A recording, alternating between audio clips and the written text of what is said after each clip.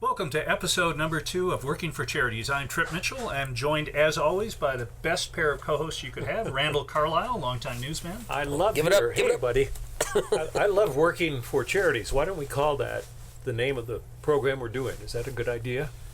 See, I'm really creative. What can I say? I thought you just read a teleprompter. There's no teleprompter here, and I can still talk without a teleprompter. It's amazing. There's brains in that. But my other co-host, John Apsey, you couldn't talk for 25 years. Nope. Yep. 25 years. I was pretty quiet. I was a mime. And the reason is, John played the bear, one of the most beloved figures in the whole nation when it comes to mascots. The bear was with the Utah Jazz for 25 years, made thousands upon thousands of visits to schools and hospitals, and got to meet some amazing young people who are going over, trying to fight amazing odds and doing a great job of it. That had to be the most fun part of your job.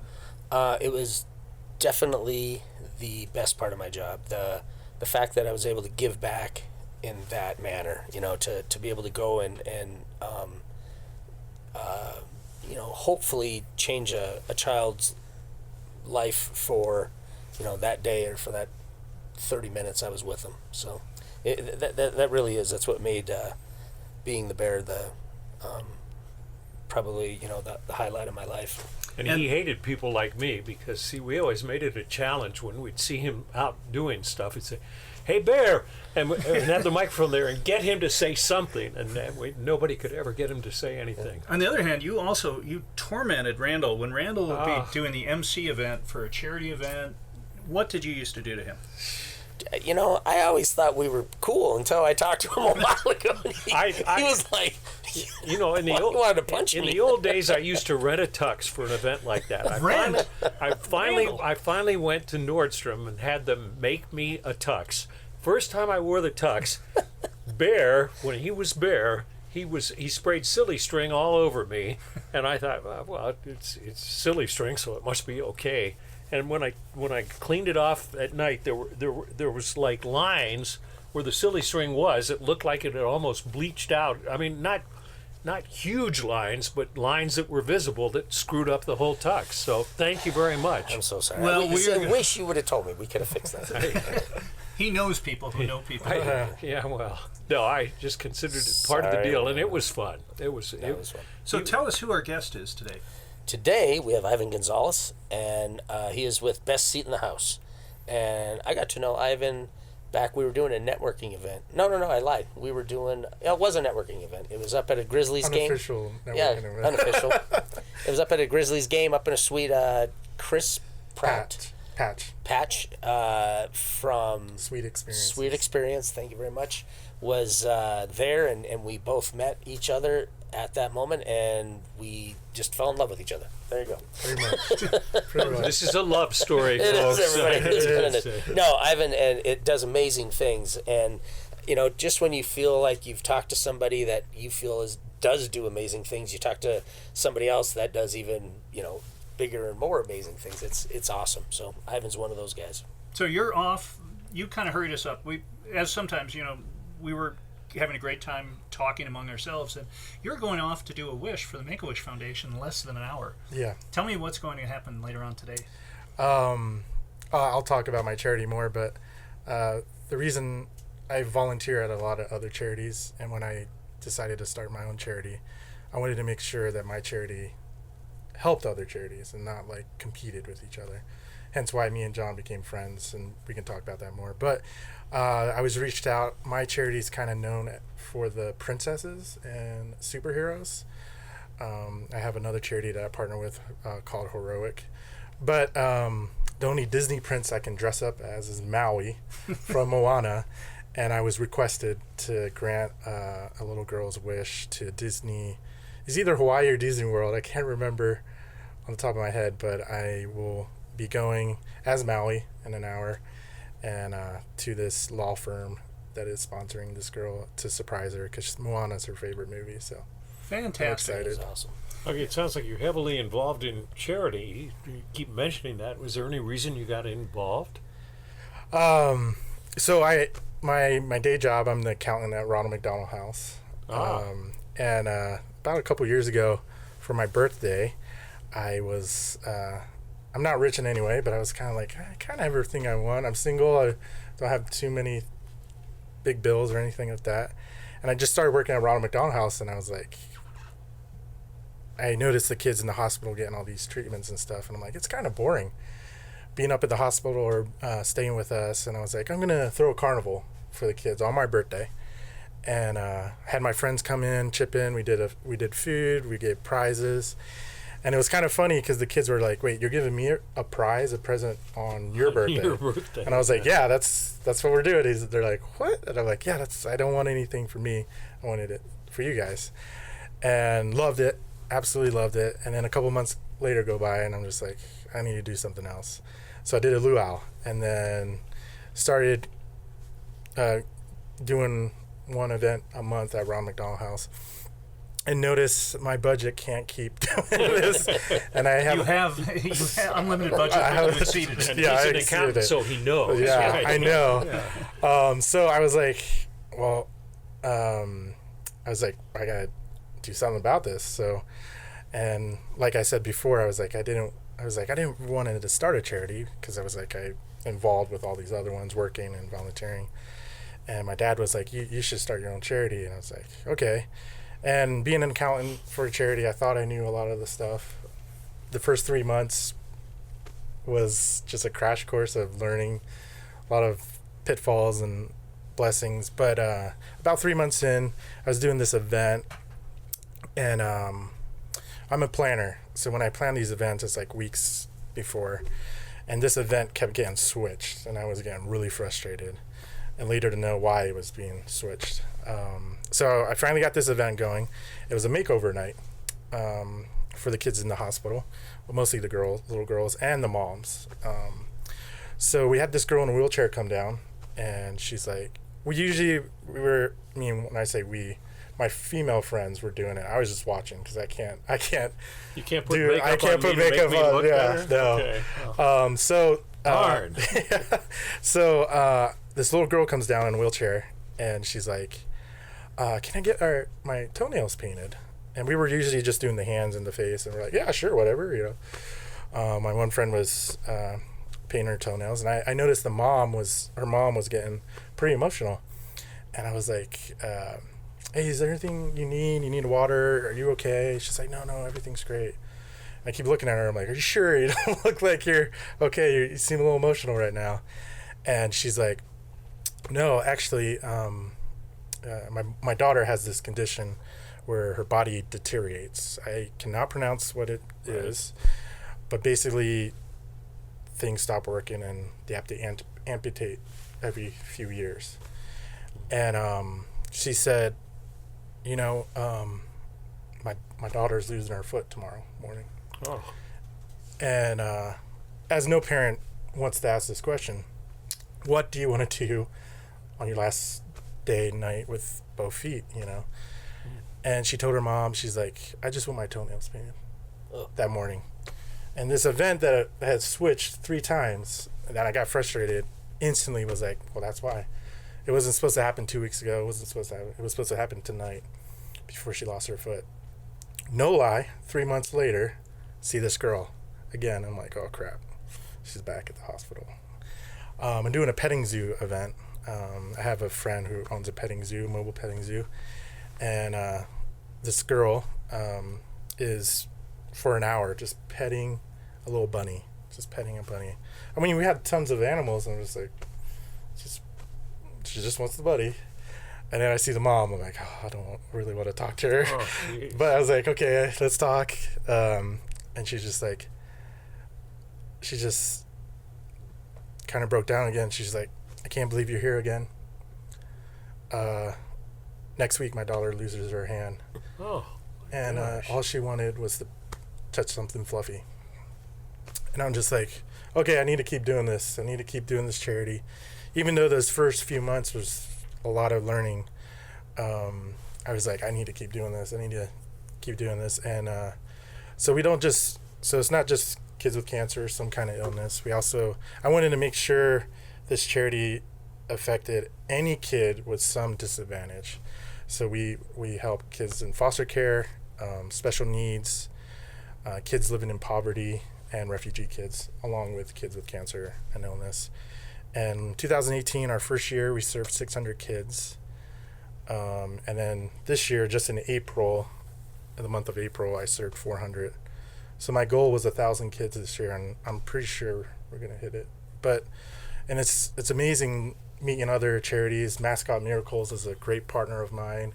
Me and John have grown really close in only like 5 months. Yeah. And it's amazing how the families they serve, I have never served. But yet they could. Some of the families I serve could totally be part of Mascot Miracles, and vice versa. So it just kind of brings out the picture that like there's so many families in need. The needs are so high, and my buddy Mark Christensen from Angel's Hands is here, and you got a chance to meet him afterwards. And it's the type of situation where you can think you have a handle on things, and it's so much larger. It is just so many families touched by childhood illness. Yeah. So we have video of you guys working together. Do we? We do. We shot some video last week. Heck yes. Lee, our producer, with the camera. Lee, I thought this would be a good cue for the person who edits this to bring in the video. Lee, roll video, please. So tell us what you're doing here. So trying to keep out of a food fight with John probably is the most important thing. Yeah. So actually, I was really well behaved, I think, at that time. Yeah. I don't think I did anything of it. When someone like the Bear says, I was well behaved, we're grading on a curve here. Yeah, this is a guy who silly stringed Randall's tuxedo. That's right. Wrecked it. I should have kept it and brought it in sometime. But go ahead. But no, so, and the beauty of my charity is it doesn't have to be a specific event. It can be any event that a kid or family needs. So for Father's Day, near Father's Day, we provide a meal at the Ronald McDonald House. And we served like 60 people. Yeah. And but you did it though, if I'm not mistaken, in honor of your father. Yeah. Okay. So I lost my dad a year and a half ago. Just actually after he told me to start a charity. So it's kind of touching. So my dad loves food, so I had no other way to honor him than to serve food to families in need. And so it was my second year doing it there, and I have a great partner, a food truck called Papito Mo's. They're Puerto Rican. Which was amazing food, by the way. I'm half Puerto Rican. Like what kind of food? Rice and beans and pork, chicken. Empanadas, chicken. It was honestly some of the best food. They were awesome. Yeah. And they were there cooking and helping everybody serve it. They were so supportive. They were a really good group. And they donated all the food as well. So we served 60 people. What was the response up there at the Ronald McDonald House? Oh, they loved it. Yeah, they really did. It was really, it was just really nice to see, the kids come through, and I know they thanked a lot of us, and they came over and talked to us, and it was fun just to hang out and be able to visit with these children. There was a little girl. Her name was, I think was it Eliza? Was it Lexi? Lexi. In the wheelchair? I knew it had an L. Yeah, Lexi. And talk about the cutest little girl. And I'm assuming, Lee, I think you picked up some video on her because she smiled the whole time. She was just the cutest little girl, and it breaks your heart that somebody with that spirit, is, kind of confined to a wheelchair. But it sounds to me like, Ivan, you are doing some amazing things, and to be not a parent and yet get into childhood diseases and helping out is just so admirable on so many levels. Thank you. Where do you get your funding? To be honest, the first year was me. Do you know your funder pretty well? Yeah. And me, the accountant, says to me, the person, there's something wrong here on the balance sheet. Exactly. So we had it's not a gala yet. We're not big enough yet. But in February, I do a dessert dinner night fundraiser, a small gala. But I'm hoping to do another one, a food truck rally in September. But we're hoping to do some more fundraising events because, as any other charity, the more funding, the more money, the more mission, the more kids we can impact. I was at that gala. It was a very fun gala. Yeah.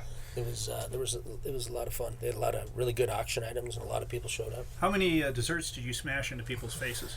You know what? I actually was very well behaved then too. He was. I will say he was. He's finally growing up and maturing. No, it's a the whole man who different, used man. to play the bear. It's separate. I'm pretty mellow and Well, outside of soup. one of my pet issues is that when families run into the worst diagnosis ever, that their child has a horrible disease, people assume that there's resources for that family for everything else. There might be some resources in terms of education or some research into the disease and maybe help you out with a hospital, but you have to pay for transportation, meals, taking time off work, other kids' needs. It's a conundrum. And Ronald McDonald House, where you're lucky enough to be the accountant, has really stepped up huge all over the country doing that. Talk a little bit about Ronald McDonald House. I obviously work there, and I love working there. The mission is amazing, and they've been a great partner of my charity, obviously. My first place. You had the inside track. Yeah, I had the inside track of making that happen. But yeah, just like you said, I never even really knew about the Ronald McDonald's before I started working there. I mean, I remember going to McDonald's every once in a while, and they're like, hey, you want to donate $1? I'm like, yeah, sure, But then I get there, and I'm like, wow. So, kind of give you a little bit of perspective, the Ronald McDonald House in Salt Lake has 72 rooms, so we can hold 72 families. The Boston Ronald McDonald House has 20 rooms. Wow. But that's to how amazing Primaries is. And, usually I like to say we're a fancy hotel for kids, families with kids, sick kids.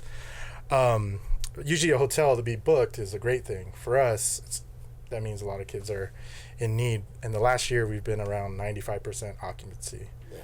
And for people who don't know, it's a beautiful. I just drove by it the other day. It's on South Temple. Yep. It's a beautiful structure. Like what street? Our street.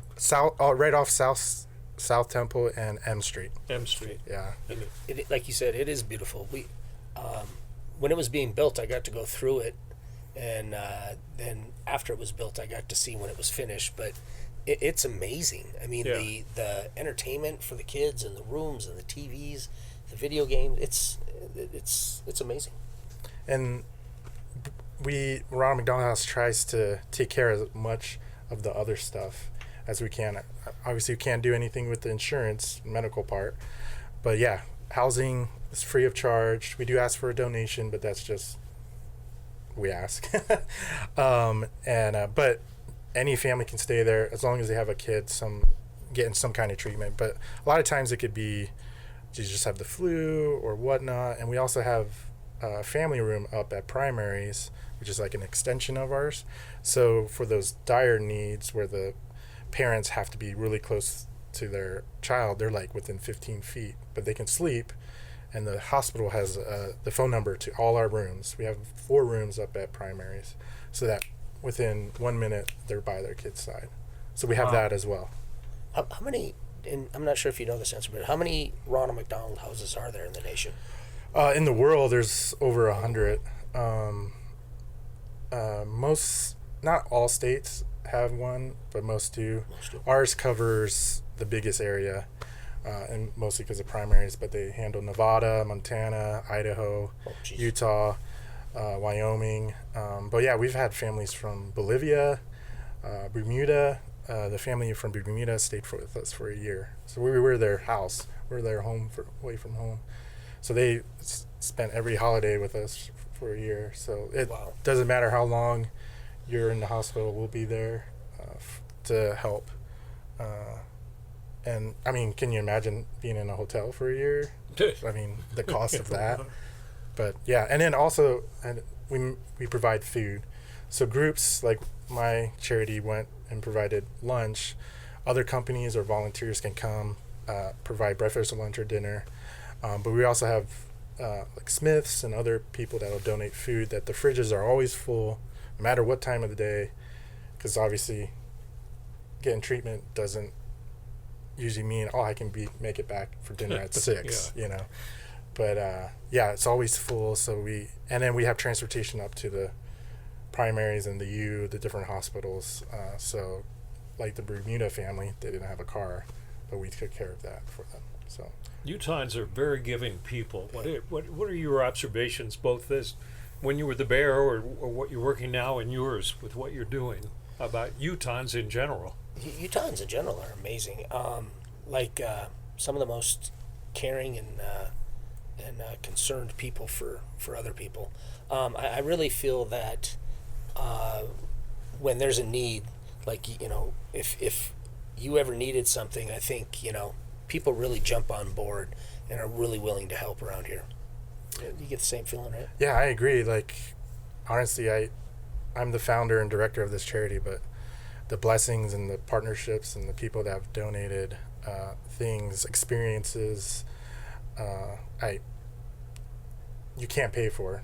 Like, Real Salt Lake's a great partner of mine, and Kyle Beckerman has done so much for this little girl who had passed away. I don't know if you can see that, but he was amazing to her, and I just had to ask a question, and he was like, I'm in, let's do anything for these.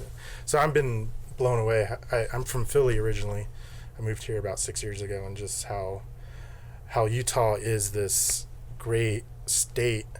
I think there was a report that came out last year that Utah is like the #1 philanthropist state in the United States, and I can see it for sure. We may not have cheesesteak sandwiches like they do in Philly, but we have more caring people, which is more important. That's right? true. Hey, so when's your next fundraising event?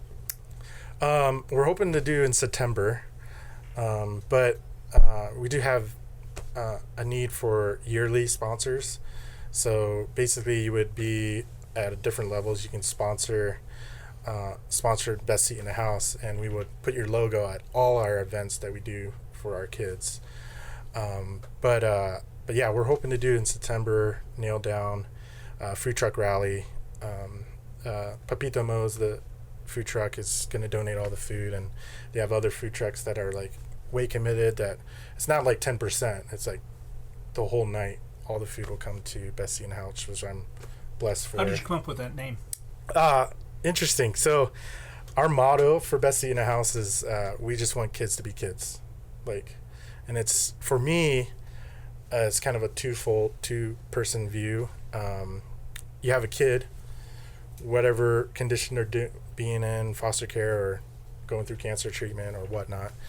I like to call them distractions, because we're doing these events, they forget there's that tube in their mouth. They forget that they're missing hair because they're like trying to win that teddy bear, or they're trying to get a picture with our princess, you know.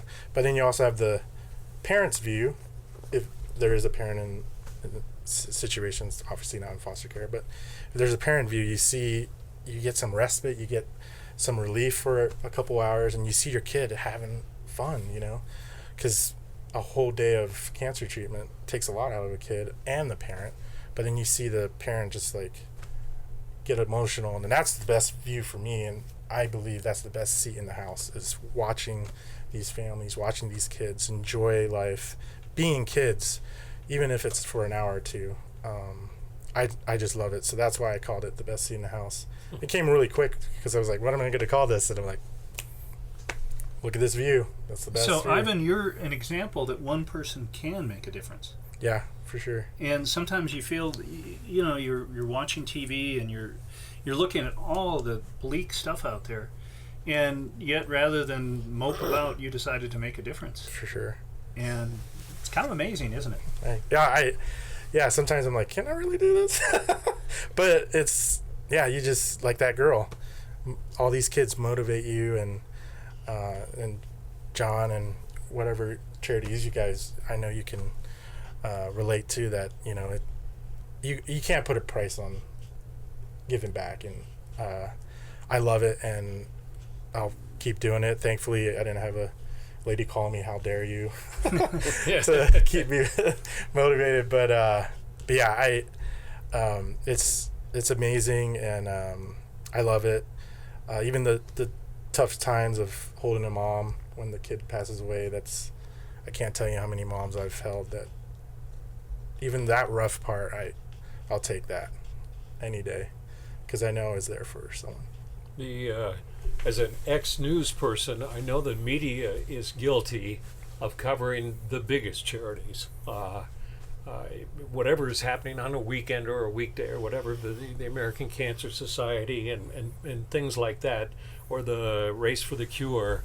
And the whole point of this podcast is to talk about things that charities that may not be getting the publicity from the mainstream media, so that we can get the word out, because there are so many like yours who are doing so many good things, but nobody ever hears about.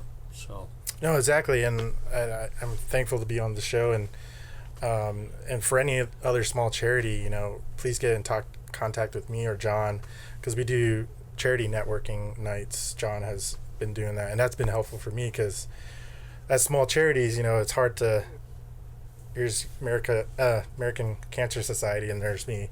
I'm like, hey, come here. Right. Not to say that they're bad at all. Yeah, we exist too. We exist too, and it's been great to share resources with other charities. And I've come to some mascot miracle events, and they have come to mine, and that just helps us connect to more families, helps us reach out to more kids, and I'm thankful for that. Well, I think, honestly, that for the people out there listening right now is exactly what you said, is how one person can make. Was that you? Yeah, that was me. We're going to have this as an open book. It was such a good line. That it has a gray hair. But I sat there and I was like, God, this is such a good line. It had to come from me. I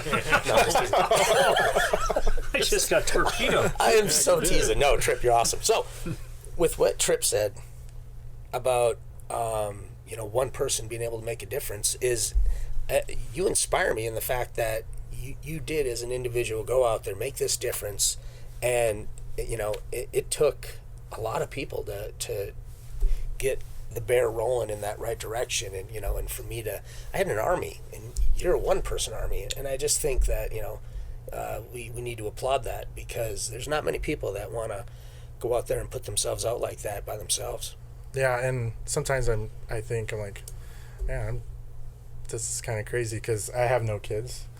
I have no family members with special needs, or I got 3 girls that you can have, because I'll tell you what, they're breaking the bank on me, so you can have them, Mr. But yeah, it's just he didn't mean that, girls that you're watching. No, I really did. No. You're not the secret Mormon millionaire, are you? No, I'm not. Okay. I wish. But yeah, no, it's sometimes I think, I'm like, is this maybe I have a special need kid eventually down the road or something like that? But no, it's interesting, because sometimes I'm like, some people, it's fun to hear people like hear my story, and then they're like, but so you have kids? No, I'm single. Like, so you have a brother that had special needs? No. Oh, you were in foster care? No, I had parents. It's just, I had no connection to these all, but it's called a heart. You have a heart, Ivan. You have a heart right there. Yes. Yes, I do have a big heart, and I love it. I don't know what else I would do than charity work. And so at the bottom of your screen, we've got Ivan's logo, his phone number, and John is really into. You like that, don't you? This is our automatic Chiron. It's John slipping this back and forth. We've got your number, we've got email address, and your website. Yes. This is really. I am so pleased you came on our second thanks show. for having me. Boy, you are great work. Thank you. You really are. And so, if you want more information on any of the charities that you've seen in past shows, go to our website. What is our website? Since we got it from you, Charities what? Workingforcharities.com or .org. Either one will work. Got it. See? Remembering the show. Yeah, that's a good thing. We had a little name change before our first episode. But as always, guys, thanks so much, Randall. You're the best. John, love it. Hey, thank you for crediting me with my one good idea. That was a great idea. Ivan Gonzalez, thanks again for coming on. Yes, for sure. Thank you for having me. We'll see you next time, and we'll leave you with this one thought. If you want to feel good, do good. Thanks for watching. We'll see you next time.